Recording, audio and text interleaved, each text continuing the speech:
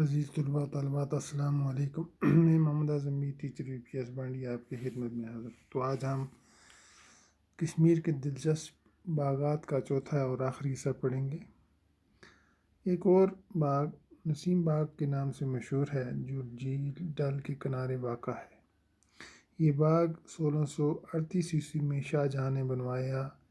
یہ باغ اونچے اونچے اور گھنے چناروں کے لیے مشہور ہے۔ یہاں گرمی کے موسم میں بھی ٹھنڈک کا احساس ہوتا ہے۔ اس میں خزاں میں چنار کے پتے سرخ ہو جاتے ہیں اور ایسا لگتا ہے کہ جیسے چاروں طرف آگ لگی ہوئی ہو۔ یہ منظر دیکھنے کے لائق ہوتا ہے۔ نسیم باغ میں اس وقت کشمیر یونیورسٹی کی عمارتیں ہیں، لیکن اس کے پاس ہی ڈل کے کنارے پر ایک خوبصورت پارک بنائی گئی ہے۔ یہاں قریب ہی حضرت بل کی مشہور درگاہ بھی ہے۔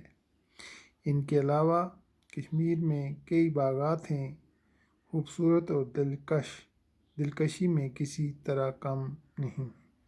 ویری ناگ اور کوکر ناگ کے باغات ان میں خاص طور پر قابل ذکر ہیں۔ یہ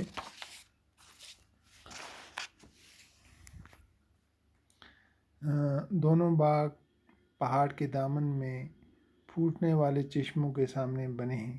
ویری ناگ بہت ہی قدیم ہے اور مغل باغات سے مشابت رکھتا ہے۔ کوکر ناگ کا پانی گرمیوں میں اس قدر ٹھنڈا ہوتا ہے جیسے برف۔ یہاں ایک کشادہ پارک بنائی گئی ہے جس میں مقامی اور بیرونی سیاحوں کا تانتا بندھا رہتا ہے۔ کشمیر کے باغات اپنی خوبصورتی کی وجہ سے انتہائی پرکش ہیں۔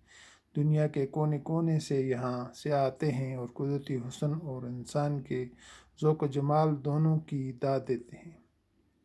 ان باغات کی وجہ سے جنت بے نظیر کشمیر کی خوبصورتی دوبالا ہو گئی ہے۔ کشمیر کے قدرتی مناظر، یہاں کی برف پوش پہاڑیاں، اچھلتی کودتی ندیاں اور سرسبز میدان یوں تو سال بھر سیاحوں کے لیے باعث کشش ہیں، لیکن ان باغات کی سیر کے لیے اپریل سے اگست تک کا عرصہ مناسب ہے۔ مجھے امید ہے کہ اس سال تم یہاں ضرور آؤ گے اور گرمیوں کی چھٹیاں یہیں گزارو گے۔ میں تمہیں کشمیر کے صحت افزا مقامات کے ساتھ ساتھ ان باغات کی بھی سیر کرواؤں گا۔ خدا تمہیں سلامت رکھے۔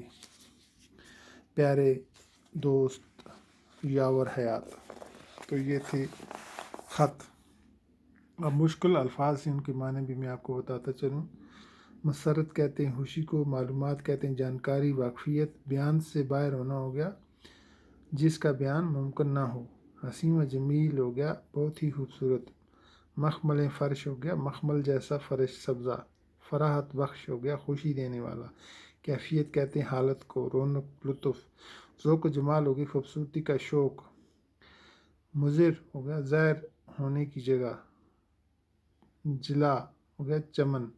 حسن انتخاب ہو گیا عمدہ پسند۔ داد دینا ہو گیا تعریف کرنا۔ دعوت نظارہ ہو گیا دیکھنے کا بلاوا۔ دوبالا ہونا ہو گیا دگنا۔